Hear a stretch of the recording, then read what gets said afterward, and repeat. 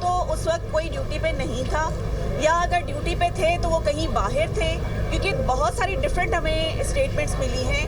میں سمجھتی ہوں کہ اخلاقی جواز یہ ہے کہ ای ڈی پیمز اور منسٹر صاحب دونوں کو استعفیٰ دینا چاہیے، کیونکہ یہ بہت بڑا سانحہ ہے۔ قومی اسمبلی کی قائمہ کمیٹی برائے صحت کا وفاقی وزیر صحت مصطفیٰ کمال سے استعفے کا مطالبہ۔ کمیٹی اراکین کا پیمز ہاسپٹل کا دورہ، جائے وقوع کا معائنہ کیا۔ قائمہ کمیٹی کے اراکین کی انتظامیہ پر شدید تنقید، آتش زدگی کی وجوہات پر سوالات اٹھا دیے۔ سانحے کی تحقیقات کے لیے کمیٹی بنانے کا اعلان کر دیا۔ سربراہ قائمہ کمیٹی صحت مہیش کمار نے گفتگو کرتے ہوئے کہا کہ وزیر صحت نے بیان دیا کہ پرانے اے سی سے سپارک ہوا۔ کوئی کہہ رہا ہے کہ آکسیجن سلنڈر پھٹا ہے، کسی کو یہ معلوم نہیں کہ آگ کیسے لگی۔ کہا گیا ہے کہ وارڈ میں موجود اے سی کافی عرصے سے کام نہیں کر رہا تھا۔ ہم تجربے کار ڈاکٹرز پر مشتمل کمیٹی بنا رہے ہیں جو واقعے کی تحقیقات کرے گی۔ ممبر کمیٹی ڈاکٹر شازیہ صوبیہ نے کہا ڈاکٹرز اور سٹاف کی جانب سے مختلف بیانات سننے کو ملے۔ وزیر صحت اور ایگزیکٹو ڈائریکٹر پیمز استعفیٰ دیں۔ پنجاب کے تمام بڑے سرکاری ہسپتالوں کے گرد فائر ہائیڈرینٹس کی تنصیب کا حکم۔ ترجمان محکمہ ہاؤسنگ کے مطابق وزیر اعلیٰ پنجاب کی ہدایت پر بڑے سرکاری ہسپتالوں میں آگ سے بچاؤ کے انتظامات کا تفصیلی جائزہ لیا جائے گا۔ پہلے مرحلے میں صوبے بھر کے 57 سرکاری ہسپتالوں کی فہرست تیار۔ تمام واسع ایجنسیوں کو اہم مقامات کی نشاندہی اور فائر ہائیڈرینٹ کی تنصیب کا ٹاسک دے دیا گیا۔ پنجاب ہیلتھ کیئر کمیشن نے بھی سرکاری اور نجی ہسپتالوں میں فائر سیفٹی اقدامات پر عمل درآمد کی ہدایت کر دی۔ مراسلہ جاری کرتے ہوئے کہا فائر فائٹنگ آلات، ایمرجنسی راستوں اور عمارت کی فٹنس سرٹیفکیٹ کی دستیابی یقینی بنائی جائے۔ ہمارے حالات یہ ہیں کہ 14 بچے کل جان سے گئے ہیں۔ اتنے بڑے ہسپتال میں آپ کے پاس اس قسم کی سہولت نہ ہو تو لوگ کیا کریں گے؟ اسلام آباد ہائی کورٹ کے جسٹس محمد آصف کے بانی پی ٹی آئی کی طرح کا ریلیف لینے کے 3 قیدیوں کی درخواست پر دوران سماعت ریمارکس۔ ایڈوکیٹ جنرل پنجاب نے کہا کہ پیمز میں سب سے بہترین ڈاکٹرز ہیں، واقعہ تو کہیں بھی ہو سکتا ہے۔ جسٹس محمد آصف نے مزید کہا کہ ایسے واقعات کی روک تھام حکومت کی ذمہ داری بنتی ہے۔ پیمز ہاسپٹل میں آتش زدگی سے 14 نومولود بچوں کے جاں بحق ہونے پر اقوام متحدہ کا اظہار افسوس۔ سیکریٹری جنرل اقوام متحدہ کے ترجمان اسٹیفن دوجارک نے بیان میں کہا جاں بحق بچوں کے والدین سے گہری ہمدردی کا اظہار کرتے ہیں۔ نومولود بچوں کا جاں بحق ہونا والدین کے لیے ناقابل تصور دکھ ہے۔ اقوام متحدہ پاکستانی حکومت کی ہر ممکن معاونت کے لیے تیار ہیں۔ سعودی عرب کا بھی پیمز ہاسپٹل سانحے پر اظہار افسوس۔ سعودی وزارت خارجہ کا کہنا ہے مشکل کی گھڑی میں حکومت پاکستان اور عوام کے ساتھ یکجہتی کا اظہار کرتے ہیں۔ فیلڈ مارشل سید عاصم منیر کا دورہ ایران خطے میں کشیدگی کی کمی کے لیے تھا، جبکہ فیلڈ مارشل نے دورہ ایران میں علاقائی امن کی بحالی کے لیے بات چیت کی۔ ترجمان دفتر خارجہ طاہر حسین اندرابی کی نیوز بریفنگ۔ کہا ایرانی حکام سے کشیدگی کے خاتمے سے متعلق تفصیلی گفتگو ہوئی۔ پاکستان نے واشنگٹن اور تہران کے درمیان مخلصانہ کردار ادا کیا۔ نائب وزیر اعظم اسحاق ڈار نے برطانیہ کا سرکاری دورہ کیا۔ ملاقات میں 2 طرفہ تعلقات اور مسئلہ کشمیر پر بات ہوئی۔ پاکستان 2027 میں ایس سی او کی میزبانی کرے گا۔ سیکیورٹی فورسز کی خیبر پختونخوا اور بلوچستان میں فتنہ الخوارج اور فتنہ الہندوستان کے دہشت گردوں کے خلاف کامیاب کارروائیاں، 11 دہشت گرد جہنم واصل۔ سیکیورٹی فورسز کا بنو میں فتنہ الخوارج کے خلاف انٹیلیجنس بیسڈ آپریشن، 2 دہشت گرد جہنم واصل، اسلحہ اور گولہ بارود برآمد، بارودی مواد سے دہشت گردوں کے ٹھکانوں کو تباہ کر دیا۔ جنوبی وزیرستان کے علاقے لدھا میں سیکیورٹی فورسز کے آپریشن میں 5 خوارج ہلاک ہوئے۔ بلوچستان کے ضلع خضدار ساسول میں فتنہ الہندوستان کے خلاف کارروائی میں 4 دہشت گرد جہنم واصل ہوئے۔ فتنہ الہندوستان کے دہشت گردوں کو کواد کاپٹر کی مدد سے مؤثر انداز میں نشانہ بنایا گیا۔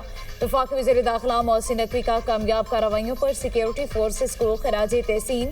بیان میں کہا سیکیورٹی فورسز کے بہادر سپوت ہمارا سرمایہ ہیں۔ وزیر اعظم شہباز شریف سے پاکستان میں سعودی عرب کے سفیر نواف بن سعید المالکی کی الوداعی ملاقات۔ وزیر اعظم نے سعودی سفیر کو ذمہ داریاں کامیابی سے مکمل کرنے پر مبارکباد دی۔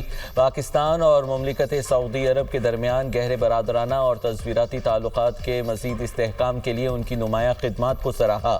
وزیر اعظم کا خادمین حرمین شریفین شاہ سلمان بن عبدالعزیز اور ولی عہد شہزادہ محمد بن سلمان کے لیے نیک تمناؤں کا اظہار۔ وزیر اعظم نے پاکستان کے لیے سعودی سعودی عرب کی مسلسل حمایت اور معاونت کو سراہا. خطے میں امن و استحکام کے فروغ کے لیے سعودی عرب کے اہم کردار کی بھی تعریف کی. آزاد کشمیر حکومت سازی وزیر اعظم شہباز شریف کی زیر صدارت اہم اجلاس میں بڑا فیصلہ. وزیر اعظم آزاد کشمیر کے لیے بیرسٹر افتخار گیلانی کا نام فائنل. آزاد کشمیر قانون ساز اسمبلی میں وزیر اعظم کا انتخاب جمعے کو ہوگا. وزیر اعظم ہاؤس میں ہونے والے اجلاس میں آزاد کشمیر میں حکومت سازی کے امور پر تفصیلی مشاورت, آئندہ کی پارلیمانی حکمت عملی اور حکومت سازی کے امور پر غور, نئی کابینہ کی تشکیل اور حکومتی ترجیحات پر بھی مشاورت, گڈ گورننس اور حکومتی امور بہتر بنانے کے اقدامات پر تبادلہ خیال.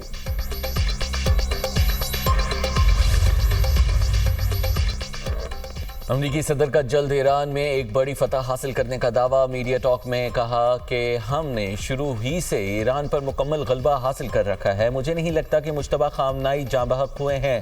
مجتبیٰ خامنائی کے بائیں بازو اور ٹانگ پر شدید چوٹیں آئی تھیں. اگر ان کو کچھ ہوا ہے تو پھر یہ لوگ بہت عمدہ ڈرامہ کر رہے ہیں. ایرانی ہر بار کہتے ہیں سپریم لیڈر سے حتمی منظوری لی جائے گی. امریکہ کو جنگی میدان میں شکست ہوئی, معاشی دباؤ سے بھی کچھ حاصل نہیں کر پائے گا. ایرانی صدر مسعود پزشکیان نے کہا ہے کہ ایران کی ترجیح مفاہمت اور مذاکرات کے ذریعے مسائل کا حل ہے. معاشی دباؤ کے سامنے مضبوطی سے ڈٹے ہیں اور آئندہ بھی ڈٹے رہیں گے. ایران کا امریکی اقتصادی پابندیوں کے خلاف اقوام متحدہ سے رجوع. ایرانی وزیر خارجہ عباس عراقچی نے secretary general UN Antonio Guterres اور سلامتی کونسل کو خط لکھ دیا. خط میں کہا گیا ہے کہ امریکی اقدامات اقتصادی دہشت گردی کے مترادف ہیں. امریکہ دھمکیاں دے کر دیگر ممالک کے ایران کے ساتھ اقتصادی تعلقات ختم کرانا چاہتا ہے. اقوام متحدہ یک طرفہ پابندیوں اور معاشی دباؤ کی مذمت کرے. پابندیوں سے بنیادی ضروریات تک ایرانی عوام کی رسائی متاثر ہو سکتی ہے. ایران امریکی اقدامات کے خلاف تمام قانونی راستے اختیار کرنے کا حق محفوظ رکھتا ہے. آبنائے ہرمز سے متعلق ایران عمان معاہدہ طے پا گیا. ترجمان پاسداران انقلاب کا کہنا ہے کہ معاہدے تک پہنچنے میں تاخیر امریکی مداخلت کے باعث ہوئی. امریکہ ایران کی شرائط تسلیم نہیں کرتا تو آبنائے ہرمز نہیں کھولی جائے گی. ایرانی فوج کے ترجمان بریگیڈیئر جنرل محمد اکریمینیا نے اپنے بیان میں کہا, دشمن کے کسی بھی غلط اقدام کا فوری اور فیصلہ کن جواب دیا جائے گا. اب حملہ ہوا تو جنگ خطے تک محدود نہیں رہے گی. باب المندب اور شام میں امریکی فوجی اڈے جنگ کا حصہ بن چکے ہیں. نیپال اور تبت میں تباہ کن سیلاب, 180 افراد ہلاک, 1500 سے زائد لاپتہ. خبر ایجنسی کے مطابق سیلاب کے باعث نیپال میں 177, تبت میں 3 افراد ہلاک ہوئے. نیپال اور تبت میں تباہ کن سیلاب کے بعد تقریباً 800 غیر ملکی سیاح لاپتہ ہیں. ہمالیائی دریا میں مٹی اور چٹانوں نے تودا گرنے سے سیلاب آ گیا. سیلاب نے کئی قصبوں اور وادیوں کو تہس نہس کر کے رکھ دیا. ریسکیو ٹیموں کی ہیلی کاپٹرز کے ذریعے متاثرہ علاقوں میں امدادی سرگرمیاں. نیپالی فوج اور پولیس کے 5000 سے زائد اہلکار امدادی کارروائیوں میں مصروف ہیں. غیر ملکی سیاحوں سمیت 125 افراد کو ریسکیو کیا گیا.